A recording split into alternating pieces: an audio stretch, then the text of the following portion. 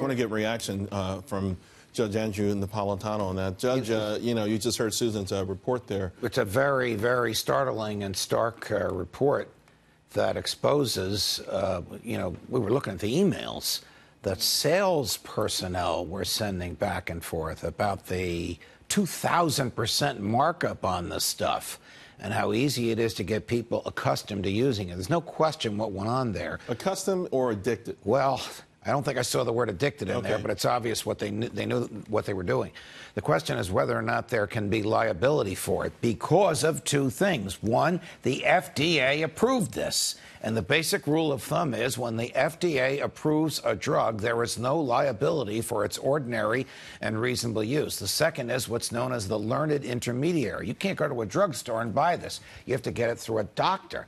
And the doctor is only supposed to give it to you under very narrow circumstances. If the doctor is giving it to you, that insulates the manufacturer from a level of liability because they know it's got to go through the doctor examining the patient, deciding it's appropriate for them. Short answer is, follow up on what Susan Lee just reported. I don't know that anybody is going to pay a very serious price here for a radical health epidemic, arguably fomented by aggressive sales personnel. And we'd have to admit then that the industry, the entire industry is complicit. I mean, from the pharmacies to the doctors. And I mean, it wouldn't take long to see that this thing, that people got, quote unquote, accustomed to it fairly quickly. Yes. Yeah. We remember, we had a Chief Justice of the United States arrested for DWI. He wasn't drunk. He didn't have a drop of alcohol. He had one of these opioids in him because of back pain. Yeah. Last week, the Fed actually included opioids. Bill, the late William Rehnquist. Yeah. Hey, another one for you, Judge. Drug maker Allergan is recalling its birth control pill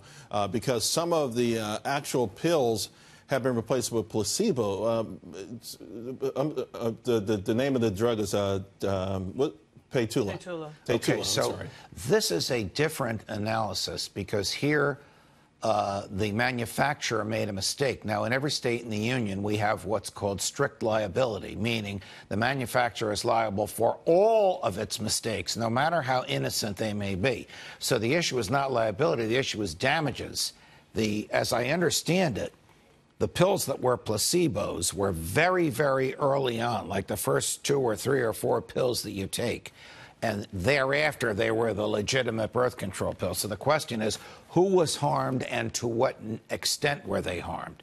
But to the extent that a manufacturer caused women to ingest something other than what they believed they were ingesting, there is per se liability and emotional damage, if not actual real damage, by the failure of these pills to work. You know, it's so interesting because in the corporate world, after, the big crisis in the early 2000s, you have all these different rules that said the CEOs and management would be liable for all kinds of financial mistakes. But these sort of operational mistakes that happen over and over again that seem to sometimes impact the largest swath of society don't really go, no one really gets punished. To your point, maybe they'll have to pay some fines or even a lawsuit. I would think so. Now, look, placebos are common in tests where you are being tested. You can't foist a test upon the unknowing public. So this must have been an act of negligence, but because of strict liability, they're responsible for all their negligence. Judge, thank you very much. Appreciate it.